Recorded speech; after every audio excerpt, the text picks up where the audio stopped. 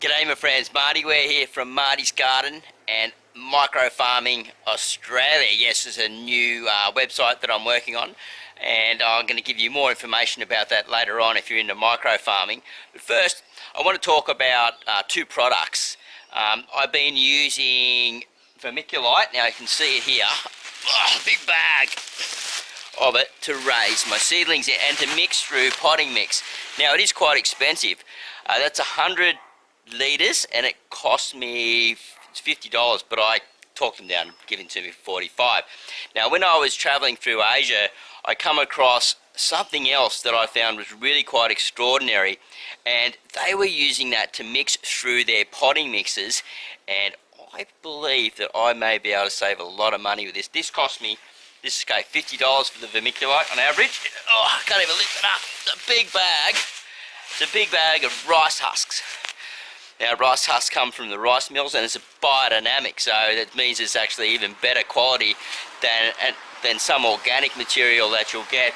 And it comes from it's milled rice husk, so the outside husk of the rice, and I can use it for mixing through my potting mix, and you can burn it to create like a liming effect and to produce other minerals to mix into your soils and things.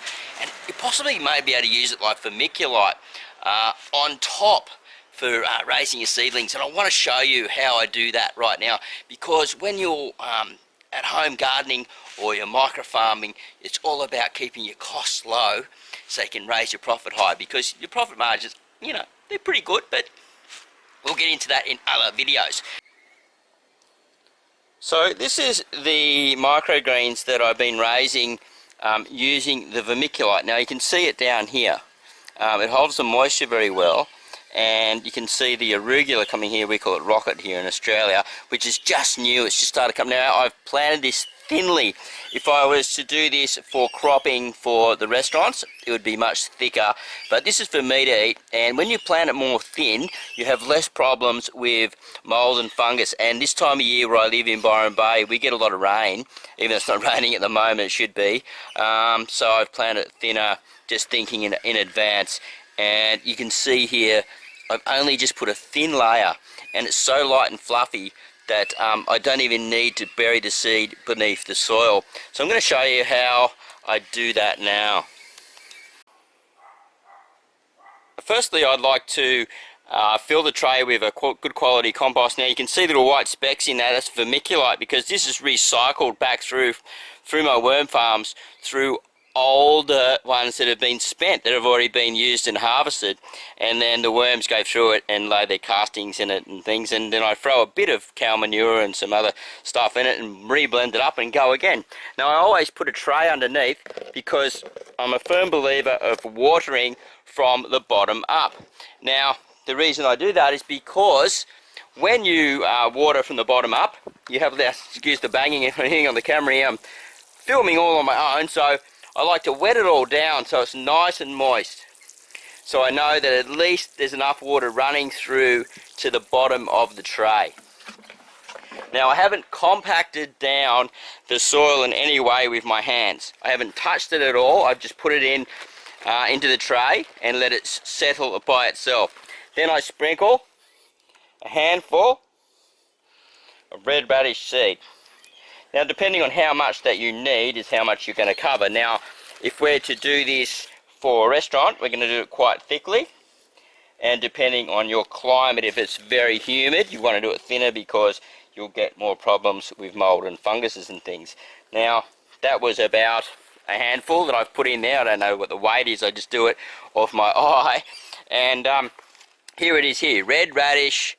It's called Red Sango radish sprouting, and it's from it's certified organic, and I use the organic seed because it germinates much better and people like to eat organic food. Then after that, I still do not, some videos they show you to press down onto the seed so there's contact. Now I don't believe in that, and I found that you're compacting the soil so the roots don't grow as well down into the soil.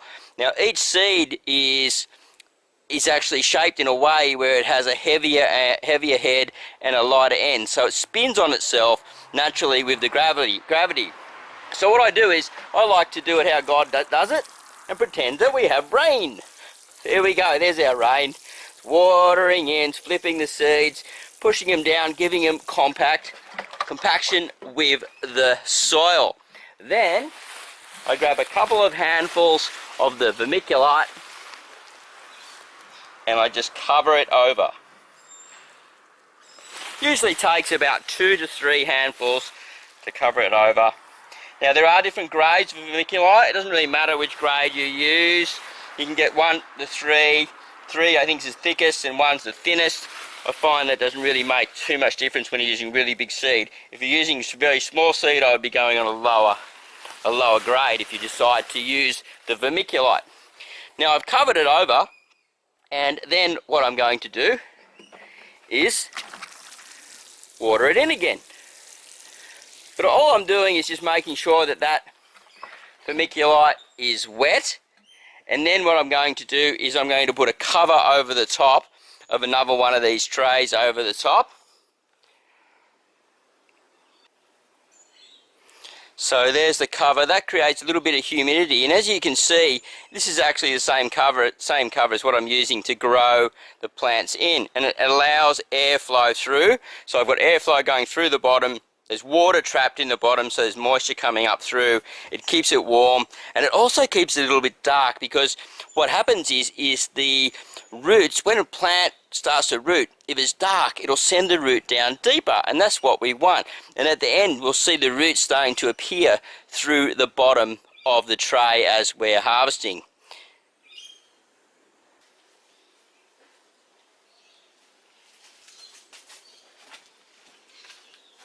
So now she's ready to go. She's just going to go onto one of the racks, and this is a spot that gets filtered sunlight. It's still quite warm here at the moment. It's autumn, you know, where I am in Byron Bay, Australia.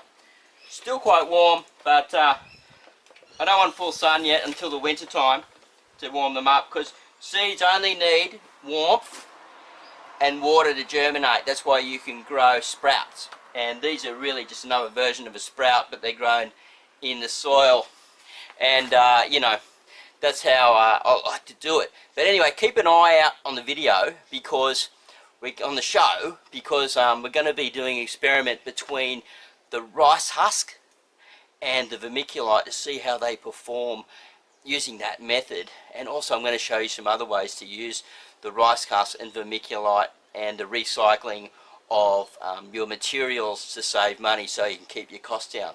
Alright, I'm Marty Ware from Marty's Garden on YouTube, and I'm out in the yard today, and we're slowly getting it back together to get the microphone all together. I'm getting a little bit tired, the neck's still a little bit sore, so I just want to say happy gardening, happy farming, and we'll see you at the next video real soon. Don't forget to share it with your mates, okay, because there's a lot to learn along the way. Have a great day. Bye for now. If you haven't subscribed already, watch the Marty's Garden and learn about micro farming here, and follow my story. Love you all.